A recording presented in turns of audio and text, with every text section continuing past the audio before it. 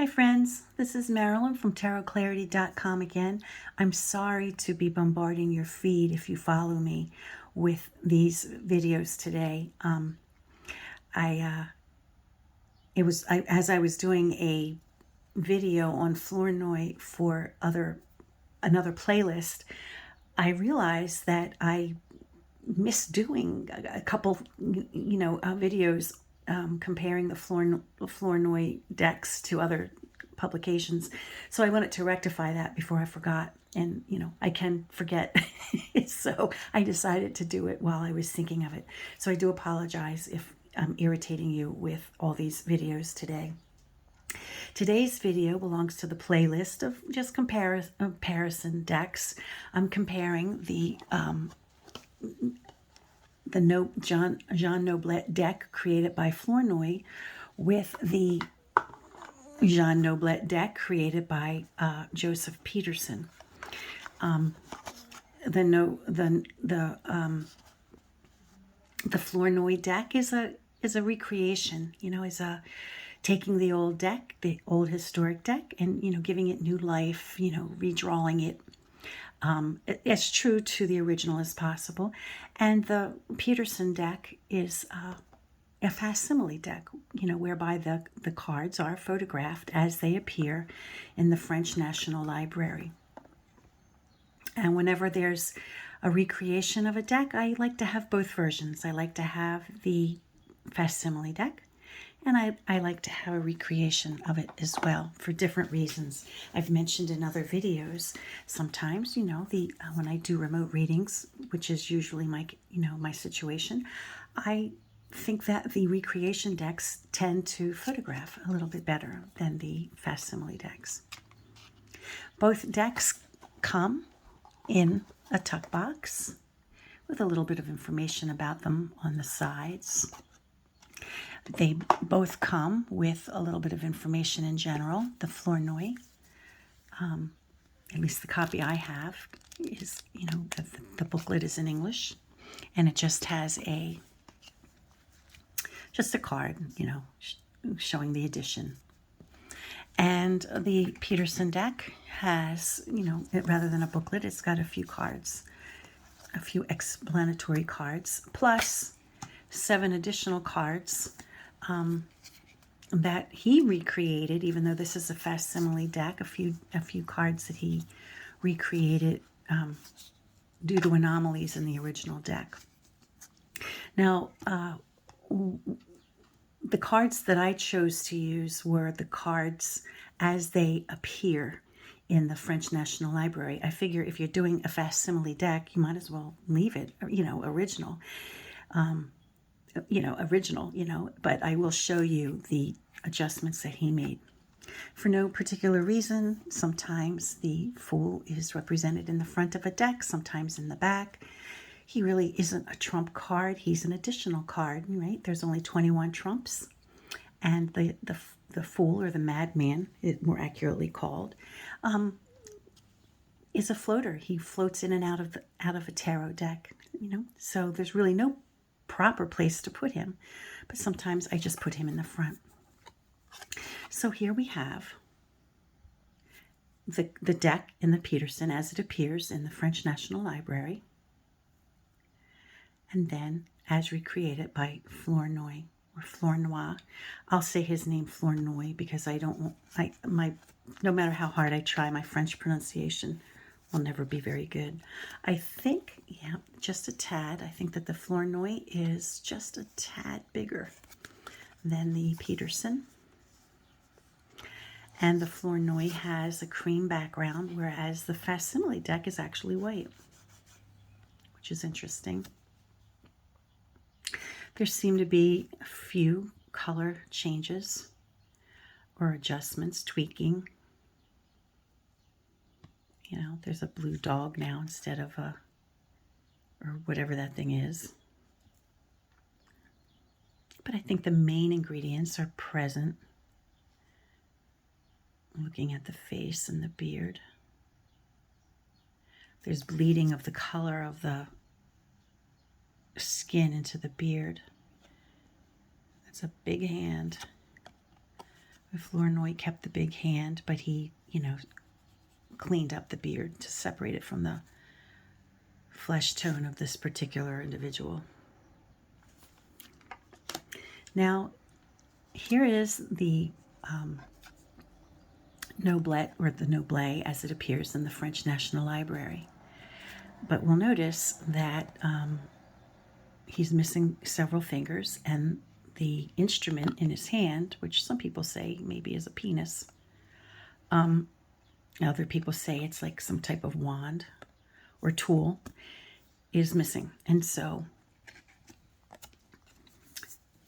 Flornoy just honors it the way it is. He cleans it up. He maybe gives it new colors, but he doesn't mess with the picture itself. And neither does Peterson. He gives us the card as it appears in its original state. But he also gives us the option of two other bachelors. One with the picture, one with the instrument, whatever it is, flushed out, with the hand, which is missing, the rest of the fingers, which is missing. And then he gives us the same image again, but with the correct spelling. Instead of LL, we have Le Bachelier, with those same corrections, with the extended wand or whatever, the tool, and the hand. But as I said, when I decided which cards to use, I decided to use the way it appears in the French National Library, because if it's a facsimile deck, why change it? But interestingly, Flornoy, he reproduced it, flaws and all, but just that he gave it a fresh appearance, right? New life.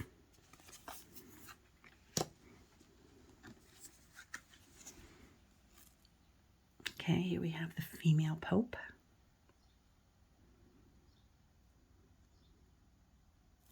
And, in a lot of these old decks, there's a lot of confusion with the fabric, particularly of, of the characters. And, we still have that, we still have a little bit of chaos, going on in the Flornoy version. But, it's fine. He just, maybe changed the colors but the gist of it is the same.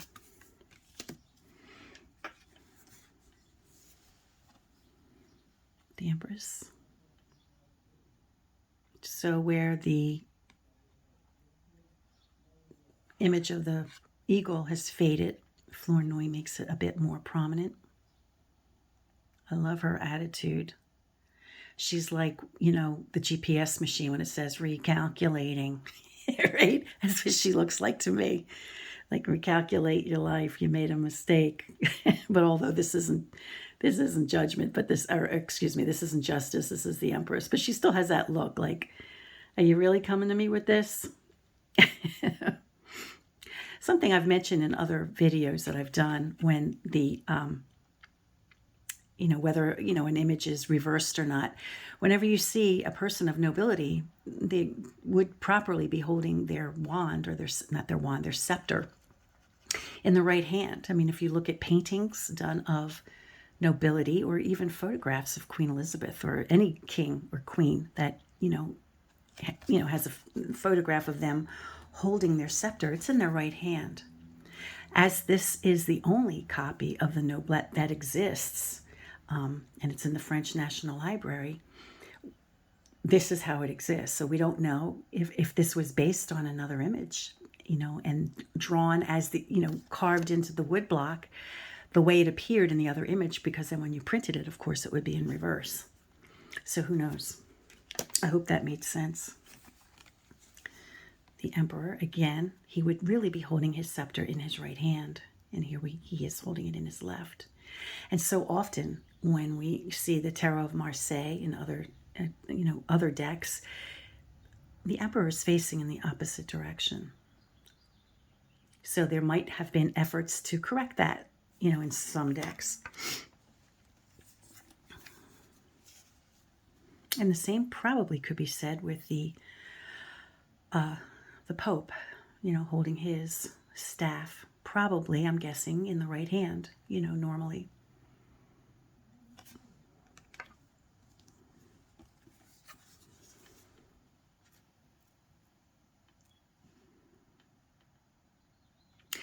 So I think a lot of purists tend to feel like they want the deck as it genuinely exists, right? They don't like the cleaned up versions, but I don't think that Flornoy really lost anything at all by just tidying things up. Maybe he had an understanding of how ink and colors fade over time. And, the color changes he made might have just been based on an understanding of how color might have faded. And, now certainly there's, there's more outlining, more well-defined images on the Flornoy. But it doesn't detract for me, at least. I like having both versions. And certainly, because I do remote readings, and I've been doing them since the 90s, so, I know what works best. I know that the recreated decks tend to photograph a lot better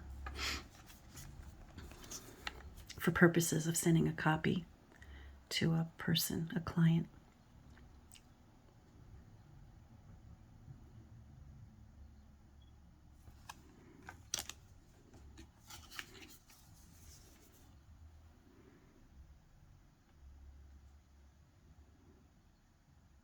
Now, in the VFV or the VFV video I did comparing the Flornoy to the Civilixi version, where there appeared to be this kind of black, he interpreted it as purple, but here it's blue. So that might have just been artistic license, making it blue or purple. Both decks have the same, pretty much the same pattern in the back. Just the cream in the Noblet as it is in, the cream in the Flornoy as it is here, and then white as it is in the Peterson. So that seems to be the only difference. And color. So then we get to 10, which is the Wheel of Fortune, and this is the way the card appears in the French National Library. And here we have the Flornoy version. But in the changed version, let's see, I'm guessing, well, the spelling looks the same. La Rove de Fortune.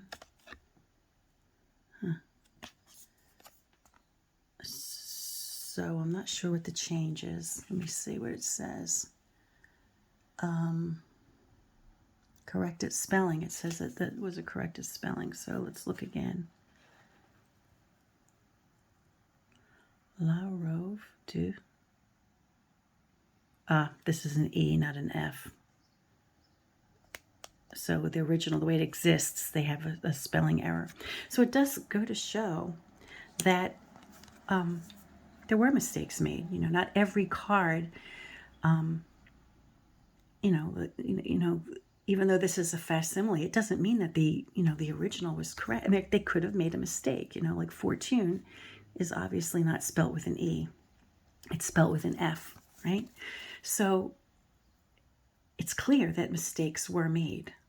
Here it looks like Flornoy did change something besides the color. Whereas this is kind of a blotch, he allowed us to see the base through the wheel.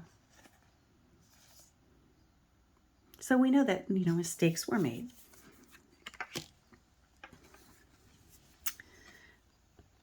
Okay, we have 11, Fortitude.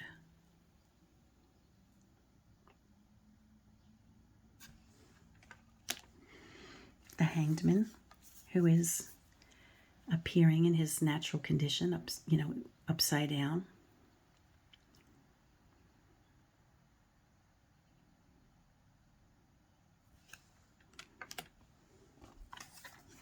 Both decks are squared.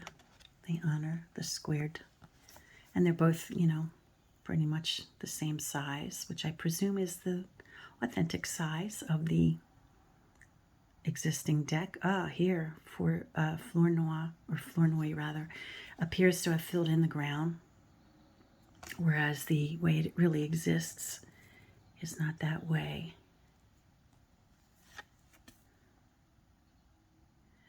I believe the Convert deck, which came 100 years later, also has the blackened ground.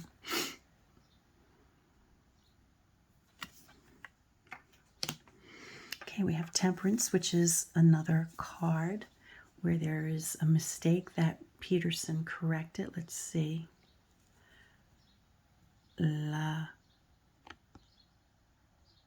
L'Emperance.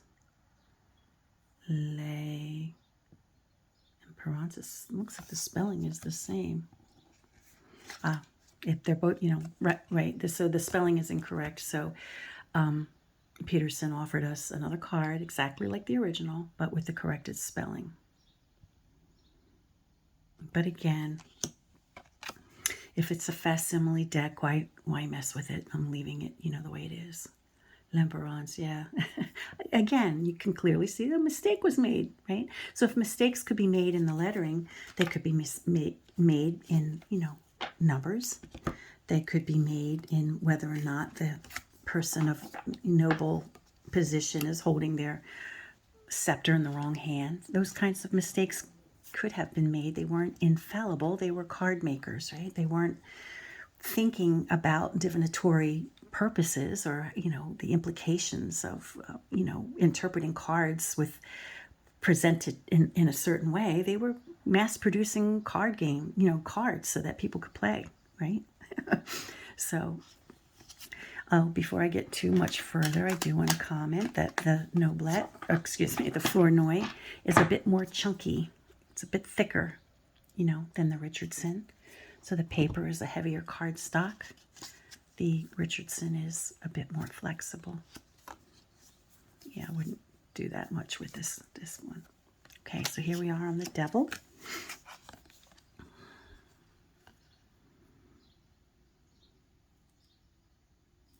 And the Noblet, it should be noted, is the very first deck that appears to be of the, truly of a Tarot Marseille nature. And it exists intact except for cards 6 through 10 of the Suit of Swords, which both of these, both the Flornoy and the Peterson versions included.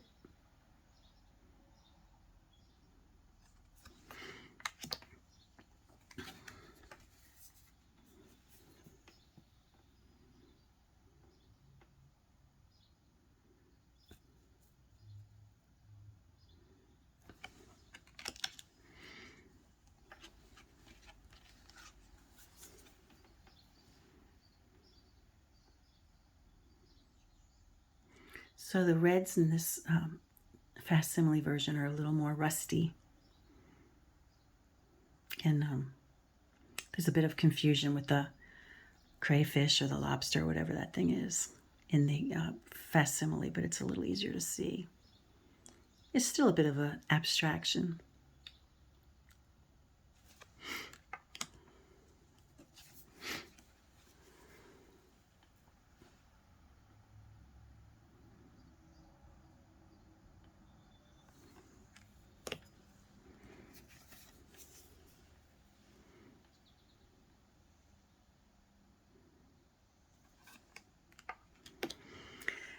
And then there is a difference. The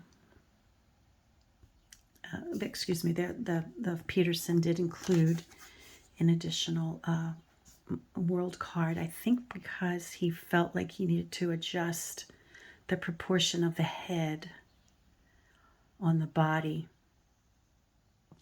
But I've kept the original, and Flornoy did too. So moving on to the to the pip cards.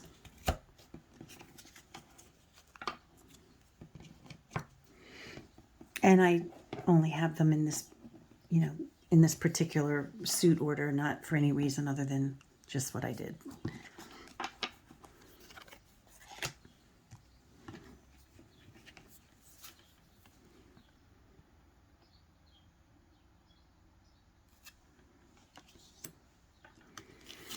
And you see, taking the opportunity to recreate a deck. The blacks are a lot crisper, the blues are a lot brighter. There's nothing wrong with this, and it certainly is very charming and lovely to look at. But the restored versions can be very impressive and lovely, especially when you line them up, in a row.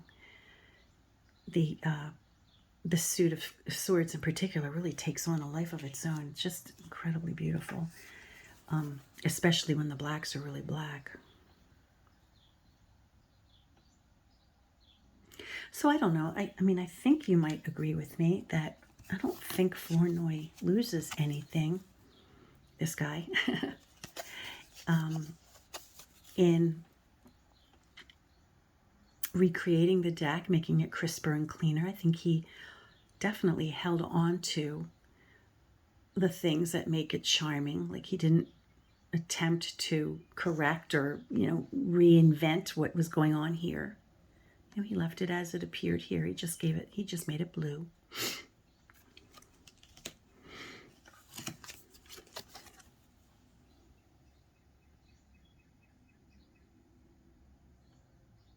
So I don't know if you want me to continue going on, with the side-by-side comparison. I think you probably know what to expect. I think most people, when they do side-by-sides, they're mostly interested in the trump cards. Oh, he changed the flower. Oh, do I have the right card? Yeah, that's the 8. That's the 8. So he changed the flower in the center. I wonder what that was about. So maybe I will continue, since there might be some other things like that. I just didn't catch it ever before. I didn't notice.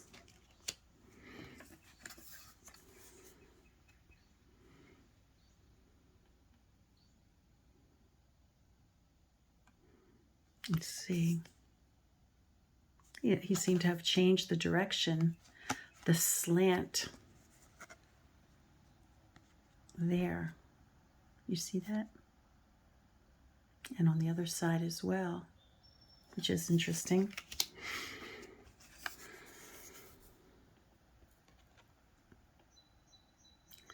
And this is my mistake. I'm not sure which way is the correct way. I don't concern myself with reversals.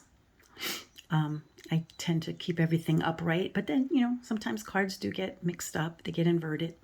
So I don't know if the intent was for the swords to appear this way or this way. But I'm thinking that for the 10, it's this way, and for the others, it's upright. But I could be wrong. But it's how I prefer it myself.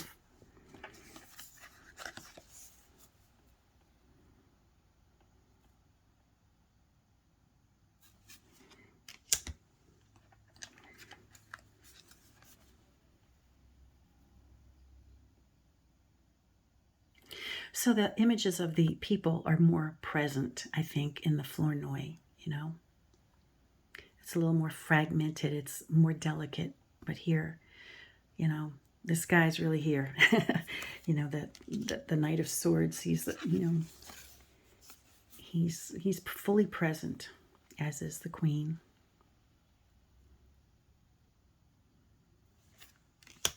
And the other characters.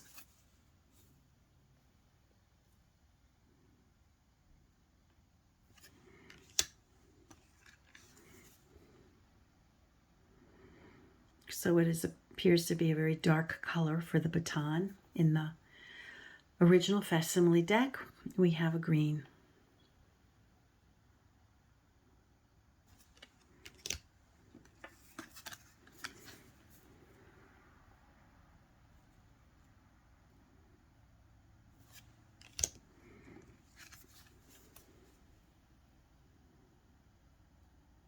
And again, like the suit of swords, the batons are just crisper and more alive and more present in the recreated deck by Flornoy.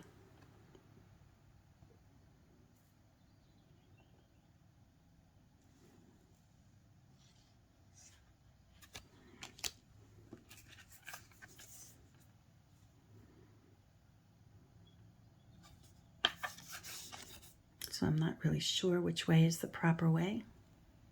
I don't concern myself, as I said. Okay, which one is the right way?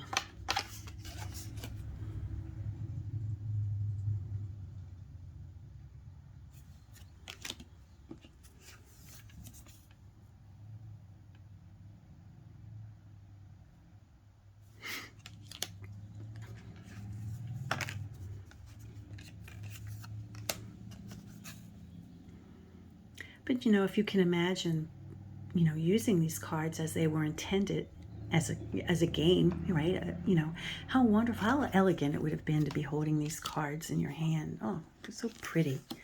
And I wish I knew how to play the game. I have directions for play, but I don't have anybody who wants to play with me. But I would love to play a game of, of tarot, you know, with someone or a group of people. I think you have to have a minimum of 3, I think. But how much fun it would be, you know, to hold these cards and, you know, besides using them for cartomantic reasons, for, you know, playing a game. So pretty. He honors here how the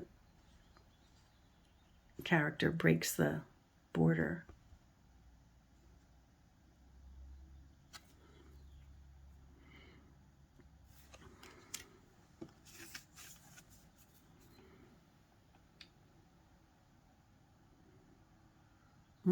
Look how beautiful. That's gorgeous. That's really beautiful.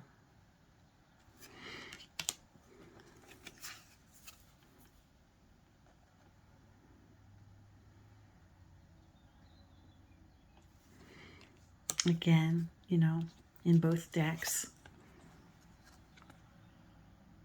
the Queen of Batons is holding her scepter in the correct, or her symbol in the correct hand, assuming it's a scepter, you know, doing double duty as a baton and a scepter. I don't know.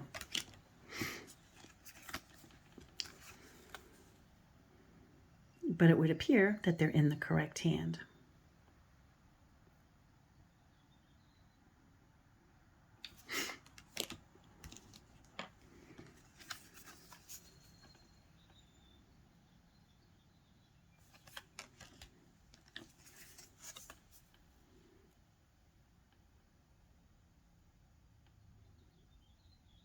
You know, I love the blue. I love that Flornoy introduced the blue. It's just a bit, you know, fresher than a murky, you know, muddy gray. I don't know if it was intended to be like that or not, but I kind of like it. And certainly one would expect colors of ink to fade or change after 400 years, so who knows?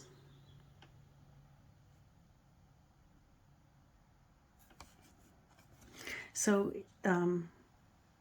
the 6 of cups, if you'll notice, Flornoy did correct this number 6 as it, oh, that's correct too.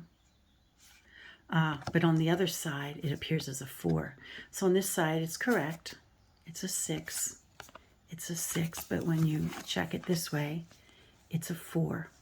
And so Peterson, you know, added an additional card to correct that. right? So there, it's consistently a 6 this way, and it's a 6 this way.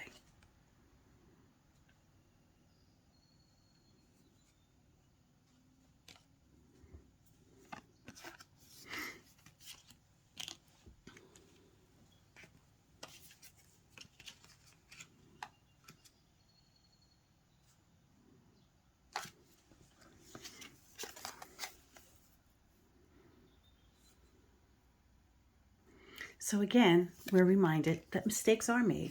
You know, mistakes were made. Just because it's the way it appears doesn't mean it was intentional. Here's another card, right? We have Flornoy kept it, the mistakes. It should be the 8 of Cups, right? So that would appear to be 2. It wouldn't even be 2 because 2 would have been line, you know? And here we have 8, and here we have the way it appears in the original deck. They both honored that, but then Flornoy adds an additional card to compensate.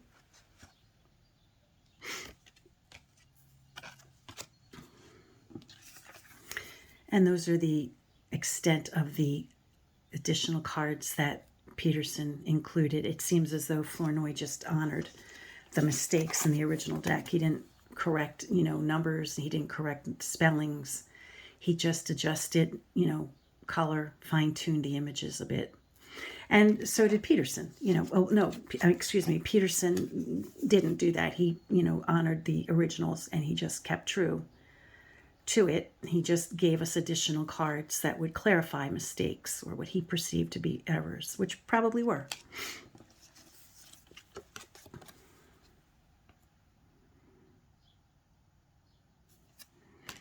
And the Queen.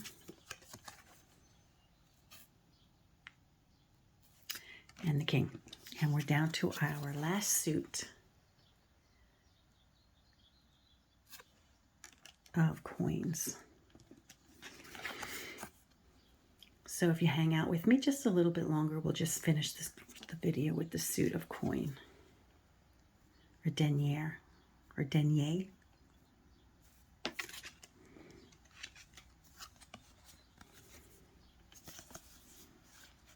Yeah, the Flornoy deck is thicker, as I mentioned.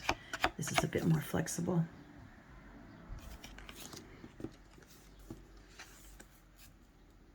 The Peterson is a bit more flexible.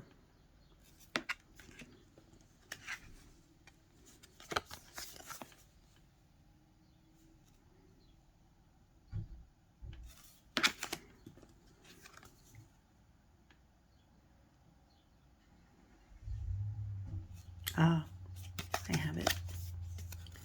Don't know which way it is. It must be this way because that's the way the number is correct. Okay.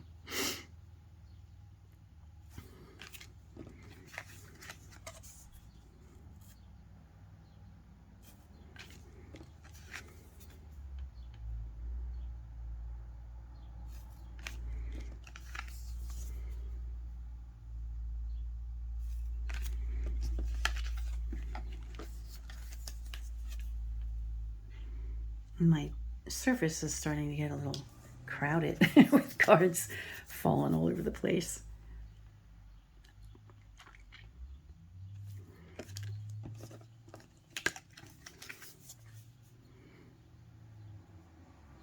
Again, Flornoy made the choice of filling in the earth on this one, as he did with, I believe, death, and he's left, and this is the way to. Maybe this would have been darker. I don't know. Maybe it faded. And here the queens are holding their scepters in their left hand rather than their right. So this appears to have been, you know, printed in the reverse of the correct way. Oh, why do I have 2 Queens of Coins by Flornoy? I'm not sure. I have 2 Queen of Coins by Flornoy. I don't know why. Huh, I've never noticed it before. And then the King.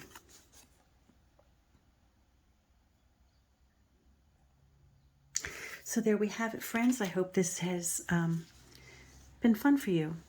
Until next time, stay well. Give me a thumbs up if you have it in your heart. Share me, subscribe to me, whatever. I appreciate that. Until next time, friends, stay well and peace.